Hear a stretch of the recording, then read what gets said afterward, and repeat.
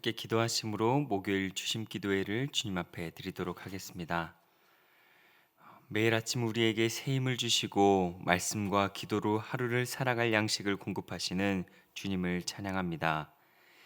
새벽의 자리가 나를 붙잡으라며 옷깃을 내어주시는 주님의 은혜의 자리임을 믿습니다. 주님의 옷깃을 잡았던 혈루증 여인이 나음을 입었던 것처럼 이 시간 간절히 주님의 옷깃을 붙잡는 모든 성도들에게 하늘의 능력과 위로가 임하게 하여 주옵소서.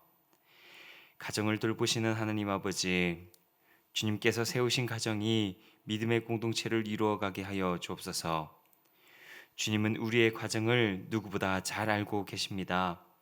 우리의 연약함도 아시고 말 못할 사정도 아시고 아픔도 가장 잘 알고 계시기에 이 시간 상처나고 깨어진 가정들을 향해 주님의 치유의 손길을 뻗어 주옵소서. 경제적인 어려움으로 관계의 단절로 혹은 질병의 고통으로 위급한 환경 가운데 놓인 눈물을 기억하여 주옵소서. 주님, 가정에 개입하여 주시고 인간의 방법과 지혜로는 해결할 수 없는 실타래에 주님이 개입하여 주셔서 막힌 담을 허물어 주시고 치유와 회복의 역사가 일어나게 하여 주옵소서. 우리의 삶의 터전을 인도하시는 하나님 아버지, 성도들의 일터를 주님 손에 맡겨 드립니다. 오늘도 각자의 일터와 삶의 현장으로 나아가는 성도들을 기억하여 주옵소서. 때로는 거친 광야와 같고 막다른 골목처럼 느껴지는 환경 속에서 모든 환경을 주님께 온전히 맡겨 드릴 수 있는 믿음을 허락하여 주옵소서. 사막에 강을 내시고 광야에 길을 내시는 주님께서 막혀 있는 성도들의 사업장과 직장의 길을 활짝 열어 주옵소서. 이 시간 우리 교회를 위해 간절히 기도드립니다. 특별히 다가오는 여름 사역들을 앞두고 기도로 준비하고 있습니다. 수많은 계획과 준비 속에 먼저 모든 선교와 사역이 인간의 열정이나 행사가 아닌 온전한 하나님의 선교가 되게 하여 주옵소서. 특별히 아프리카 선교를 준비하는 과정이 결코 쉽지 않음을 고백합니다. 현재의 상황과 여건도 여러 가지로 막막하고 어렵지만 일하시는 하나님을 바라볼 수 있게 하여 주옵소서. 준비하는 모든 성도들의 영육을 강건하게 하시고 물질과 기도의 후원이 끊이지 않게 하여 주옵소서. 그 땅에 하나님 나라가 선포되는 또 하나님의 일하심을 모두가 눈으로 목도하고 경험하는 시간이 되게 하여 주옵소서. 또한 교육부에서 진행하는 여름 성경학교와 수련회를 주님 손에 의탁합니다. 이 땅의 문화와 가치관에 흔들리는 우리 자녀들이 이번 여름 사역을 통해 살아계신 하나님의 임재를 경험하는 시간이 되게 하여 주옵소서. 프로그램과 행사를 넘어 하나님의 영이 아이들의 심령 가운데 임재하여 주시고 어릴 때부터 하나님을 두려워하며 사랑하는 믿음의 세대로 변화되게 하여 주옵소서. 준비하는 교육자들과 교사들에게 지치지 않는 새 힘을 더하여 주시고 사명감으로 영혼들을 끌어안아 줄 수 있는 풍성한 사랑을 부어 주옵소서. 오늘도 이 아침 선포되는 말씀을 통해 우리 영이 살아나게 하시며 기도의 불이 지펴지는 역사가 있게 하여 주옵소서. 우리를 기도의 자리로 부르시고 일마다 때마다 새 힘 주시는 우리 주 예수 그리스도의 이름으로 기도드립니다. 아멘. 오늘 주님께서 우리에게 주신 말씀은 고린도전서 7장 1절로부터 24절까지의 말씀입니다. 고린도전서 7장 1절로부터 24절까지의 말씀을 저와 여러분이 한 절씩 교독하고 마지막은 함께 읽도록 하겠습니다. 너희가 쓴 문제에 대하여 말하면 남자가 여자를 가까이 아니함이 좋으나 음행을 피하기 위하여 남자마다 자기 아내를 두고 여자마다 자기 남편을 두라. 남편은 그 아내에 대한 의무를 다하고 아내도 그 남편에게 그렇게 할지라. 아내는 자기 몸을 주장하지 못하고 오직 그 남편이 하며 남편도 그와 같이 자기 몸을 주장하지 못하고 오직 그 아내가 하나니 서로 분방하지 말라. 다만 기도할 틈을 얻기 위하여 합의상 얼마 동안 하되 다시 합하라. 이는 너희가 절제 못함으로 말미암아 사탄이 너희를 시험하지 못하게 하려 함이라. 그러나 내가 이 말을 함은 허락이요 명령은 아니니라. 나는 모든 사람이 나와 같기를 원하노라. 그러나 각각 하나님께 받은 자기의 은사가 있으니 이 사람은 이러하고 저 사람은 저러하니라. 내가 결혼하지 아니한 자들과 과부들에게 이르노니 나와 같이 그냥 지내는 것이 좋으니라. 만일 절제할 수 없거든 결혼하라. 정욕이 불같이 타는 것보다 결혼하는 것이 나으니라. 결혼한 자들에게 내가 면허하노니 명하는 자는 내가 아니요 주시라. 여자는 남편에게서 갈라서지 말고 만일 갈라섰으면 그대로 지내든지 다시 그 남편과 화합하든지 하라. 남편도 아내를 버리지 말라.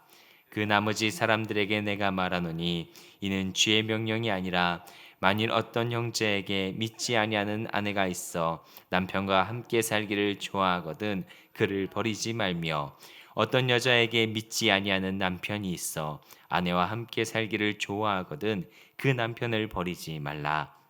믿지 아니하는 남편이 아내로 말미암아 거룩하게 되고 믿지 아니하는 아내가 남편으로 말미암아 거룩하게 되나니 그렇지 아니하면 너희 자녀도 깨끗하지 못하리라. 그러나 이제 거룩하니라. 혹 믿지 아니하는 자가 갈리거든 갈리게 하라. 형제나 자매나 이런 일에 구애될 것이 없느니라. 그러나 하나님은 화평 중에서 너희를 부르셨느니라. 아내된 자여 내가 남편을 구원할지 어찌 알 수 있으며 남편 된 자여 내가 내 아내를 구원할지는 어찌 알 수 있으리요. 오직 주께서 각 사람에게 나눠 주신 대로 하나님이 각 사람을 부르신 그대로 행하라. 내가 모든 교회에서 이와 같이 명하노라. 할례자로서 부름을 받은 자 있느냐 무할례자가 되지 말며 무할례자로 부르심을 받은 자가 있느냐 할례를 받지 말라. 할례 받는 것도 아무것도 아니요 할례 받지 아니한 것도 아무것도 아니로되 오직 하나님의 계명을 지킬 따름이니라. 각 사람은 부르심을 받은 그 부르심 그대로 지내라. 내가 종으로 있을 때 부르심을 받았느냐 염려하지 말라. 그러나 내가 자유롭게 될 수 있거든 그것을 이용하라. 주 안에서 부르심을 받은 자는 종이라도 주께 속한 자유인이요 또 그와 같이 자유인으로 있을 때 부르심을 받은 자는 그리스도의 종이니라. 너희는 값으로 사신 것이니 사람들의 종이 되지 말라. 형제들아 너희는 각각 부르심을 받은 그대로 하나님과 함께 거하라. 아멘. 목요 주심 기도회에 오신 여러분들 환영합니다. 이 새벽 하나님의 말씀 앞으로 나온 여러분들의 심령에 주님께서 평강과 은혜를 더하여 주시기를 간절히 소망합니다. 우리가 계속해서 묵상하고 있는 이 고린도전서는 사도 바울이 목양자의 마음으로 또 고린도 교회 성도들이 보내온 여러 가지 실질적이고 치열한 문제들의 회신한 내용이 담겨져 있습니다. 당시 고린도라는 도시가 어떤 곳입니까? 당시 사람들은 도덕적으로 타락하고 성적으로 문란한 행동을 가리켜 고린도스럽다라는 말을 만들어 쓸 정도였습니다. 음란과 정욕의 도시가 바로 이 고린도였지요. 우상 숭배와 이것이 결탁하여서 성적 타락이 있었던 곳이 바로 이런 고린도였습니다. 이런 거친 환경 속에서 예수의 복음이 심겨지고 또 싹을 틔우게 됩니다. 그리고 이 복음을 받아들인 성도들이 믿음의 싹을 틔웠을 때 이 거친 환경 가운데 질문들이 많이 생겨났던 것을 보게 됩니다. 거친 환경과 믿음, 이런 환경을 경험하고 있는 성도들이 현실적인 고민을 가지고 살아갑니다. 이 음란한 도시 속에 우리는 어떻게 가정을 지켜야 하는가? 믿지 않은 남편, 믿지 않는 아내, 이 배우자와는 어떻게 살아야 하는가? 이쪽이든 저쪽이든 혼란스럽다면 혼자 사는 것이 더 거룩한 것이 아닐까? 우리 또한 유대 그리스도인들처럼 할례를 받아야 거룩해지는 것이 아닐까? 이런 등등. 오늘 본문 고린도전서 7장은 이러한 성도들의 눈물 어린 질문들 또 이에 대한 바울의 회신이 담겨져 있습니다. 오늘 바울은 이 질문들에 대해 크게 두 가지 핵심 단어로 답을 줍니다. 바로 결혼과 부르심에 대한 이야기입니다. 우리는 흔히 결혼이라는 것이 인간적인 제도이고 부르심이라는 것은 하나님의 일, 영적인 것이라고 나누어 생각하곤 합니다. 결혼은 인간의 일이야. 부르심, 이 소명은 하나님의 일이야. 이렇게 나눠서 생각한다는 것이죠. 그러나 오늘 성령께서 바울을 통해 주시는 말씀은 다릅니다. 결혼은 하나님의 부르심의 연속이며 우리가 처한 삶의 자리가 바로 하나님이 부르신 소명의 자리다라고 우리에게 전달해주고 있습니다. 오늘 이 말씀을 통해 우리의 가정을 향한 하나님의 뜻을 깨닫게 되고 나아가 나를 부르신 그 자리에서 어떻게 신실하게 살아가야 되는지 이야기를 듣게 되는 이 시간이길 간절히 축원합니다. 오늘 본문 1절과 2절을 보면 바울은 음행을 피하기 위해 남자는 아내를 두고 여자는 남편을 두라고 권면합니다. 근데 이 말은 단순히 결혼을 성욕을 해결하기 위한 도구로 전락시키는 말이 아닙니다.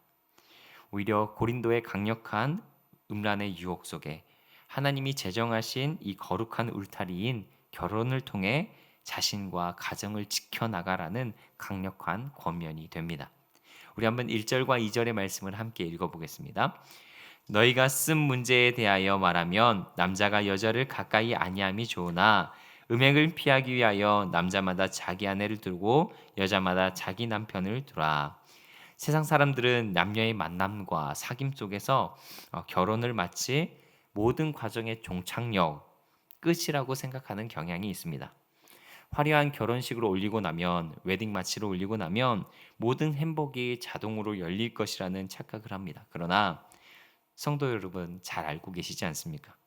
결혼은 끝이 아니라 하나님이 시작하시는 또 다른 거룩의 여정이라는 것을 우리가 알아야 합니다. 그렇다면 그리스도인들의 결혼관은 어디에 초석을 두어야 할까요? 바로 하나님이 온전한 하나로 맺어주신 관계이기 때문에 사람이 임의로 깰 수 없다. 마태복음 19장 5절로부터 6절, 마가복음 10장. 이 신앙의 고백, 예수님이 이야기하신 그 말씀 위에 우리의 믿음의 초석을 두어야 합니다. 결혼관이라는 게 하나님이 맺어주신 인연을 이 사람이 임의로 끊을 수 없다. 이 고백 위에 세워져야 된다는 것이죠.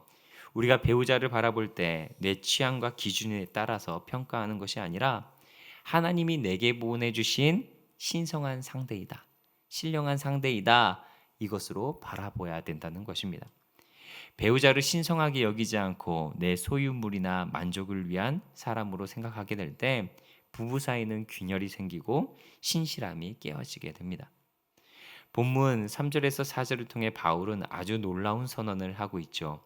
남편은 그 아내에 대한 의무를 다하고 아내도 그 남편에게 그렇게 할지라. 아내는 자기 몸을 주장하지 못하고 오직 남편이 하며 남편도 그가 같이 하여 자기 몸을 주장하지 못하고 오직 그의 아내가 한다. 무슨 말일까요?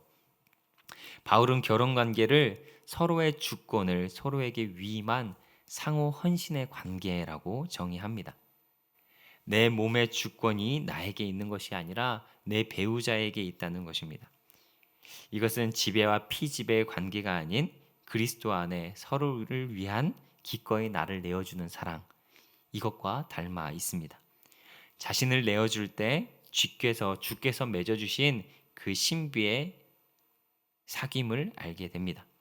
상대를 위한 헌신을 통해 사랑의 신비가 얼마나 깊고 위대한지를 알아가게 됩니다.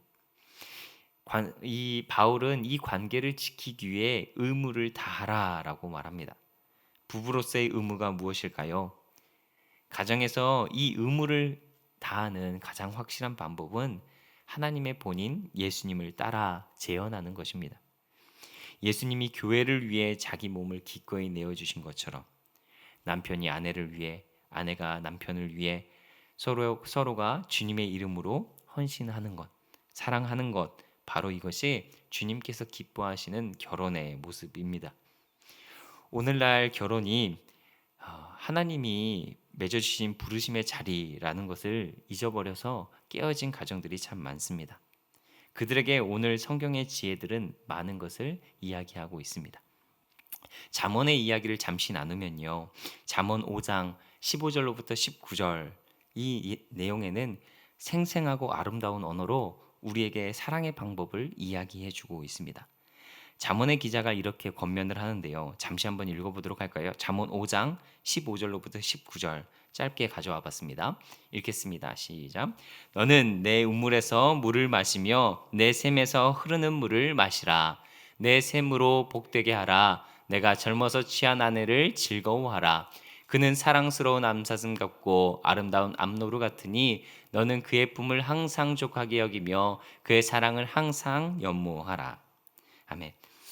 이 말씀은 음란한 세상 속에서 남편과 아내가 서로에게만 신실할 때 주어지는 하늘의 기쁨, 하늘의 사랑을 보여줍니다. 잠언은 배우자를 가리켜 내 우물, 내 샘이라고 표현합니다. 그리고 말하죠. 내 샘을 복되게 하라라고 명령합니다. 우리가 결혼 생활 속에서 사랑을 더해가고 깊은 만족을 누리기 위한 비결이 성경에는 기록되어 있습니다. 첫 번째, 내 셈이 복됨을 아는 것입니다. 하나님이 나에게 주신 배우자가 세상에서 가장 귀하고 복된 존재임을 우리가 믿음의 눈으로 바라볼 수 있어야 합니다. 다른 사람의 조건이 더 좋아 보이는 비교의 덫에서 평화는 깨어지게 됩니다. 하나님이 나에게 허락하신 이 가정, 나에게 주신 이 배우자가 내 인생의 가장 복된 샘물임을 인정하는 것이 바로 만족의 시작입니다. 그리고 둘째는 이렇게 이야기합니다. 내가 복스럽게 여기는 것입니다. 사랑과 만족은 가만히 있어서 저절로 생기는 것이 아닌 잠언은 말합니다. 내가 젊어서 취한 배우자를 즐거워하라. 그의 품을 항상 족하게 여기라 라고 말합니다. 여기에는 의지적인 결단, 노력이 필요합니다. 그 사람의 연약함이 보이고 부족함이 보일지라도 주님이 나에게 맺어주신 짝이기에 내가 의지적으로 즐거워하고 복스럽게 여기고 사랑을 쏟아부을 수 있는 새로운 노력이 필요하다는 것입니다. 성도 여러분, 가정 안에서 그리스도의 헌신을 실천하십시오.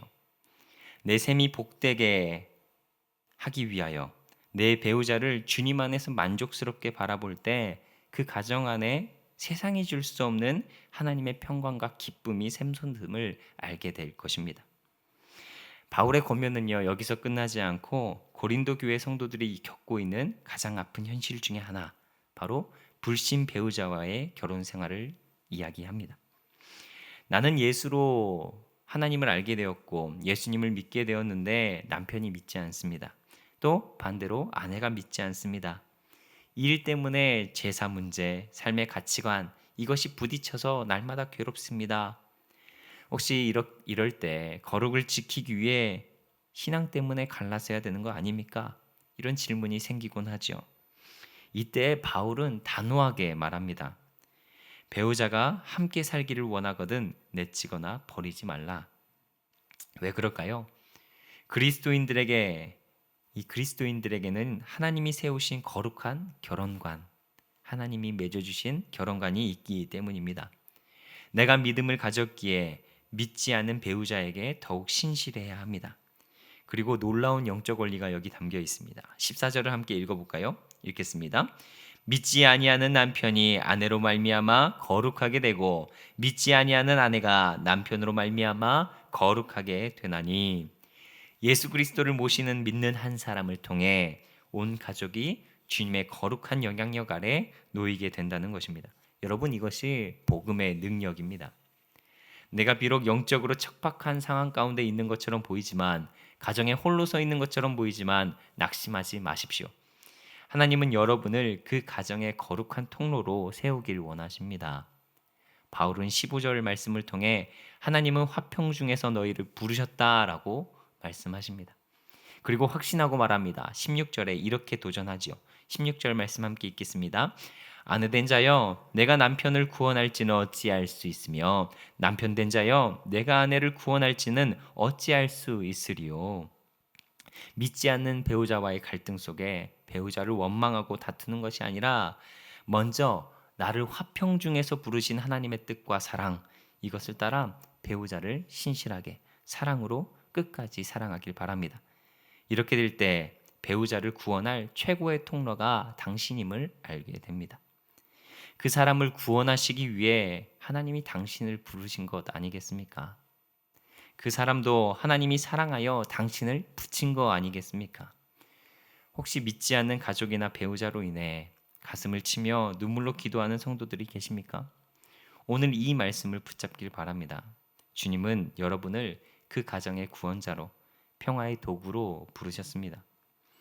당신의 신실한 삶을 통해 가정이 주님께로 돌아오는 역사가 있길 축복합니다. 여러분, 오늘은 조금 더 자유해질 수 있길 바랍니다. 때가 차면 주님이 주님 손 안에서 그 사람을 하나님의 자녀로 삼으실 줄 믿습니다. 우리의 헌신을 통해 조금씩 바위가 물을 통해 패이듯 심령의 강팍함도 쪼개질 줄 믿습니다. 여러분은 그 일을 통해 헌신하는 우리 예수님을 먼저 바라보게 되시고 배우자 또한 당신을 통해 신실한 하나님을 볼 수 있게 되길 원합니다. 이어지는 본문 또한 있습니다. 바울은 미혼자들과 과부들에 대한 지침도 이야기하죠. 7절에서 바울은 자신처럼 홀로 지내는 것이 좋다라고 말하면서도 아주 중요한 사실을 덧붙입니다. 7절 같이 한번 읽어볼까요? 그러나 각각 하나님께 받은 자기 은사가 있으니 이 사람은 이러하고 저 사람은 저러하니라. 당시 고린도 교회 안에 극단적인 금욕주의에 빠진 사람들이 있었나 봅니다. 무조건 성은 멀리하고 결혼은 하지 않는 것이 경건이고 거룩이다라고 주장하는 사람들이 있었나 봅니다.